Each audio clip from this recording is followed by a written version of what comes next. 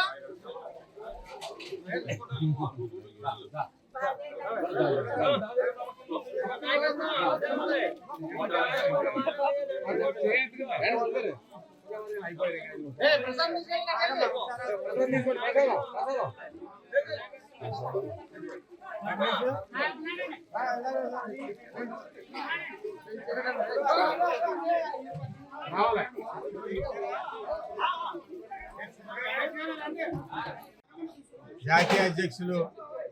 మన ప్రియతమ ముఖ్యమంత్రి చంద్రబాబు నాయుడు గారి 76వ జన్మదినం సందర్భంగా ఈరోజు ఇక్కడ మన శ్రీని గారి ఆధ్వర్యంలో మహిళలకు చీరల పంచడం అనేది ఆయన జన్మదిన 76వ జన్మదిన శుభాకాంక్షల్ని పురస్కరించుకుని ఈ రోజు నాడు గౌతమి గోదావరి నదిలో వెలిసినటువంటి కోటిపల్లి శ్రీ ఛాయా సోమేశ్వర స్వామి వారి గుళ్ళో ఈరోజు మృత్యుంజయ హోమం చేయడం జరిగింది. ఎందుచేతంటే రాజరాజేశ్వరి సమేత ఛాయా సోమేశ్వర స్వామి వారు, అదేవిధంగా కోటేశ్వర స్వామి, అదేవిధంగా శ్రీదేవి భూదేవి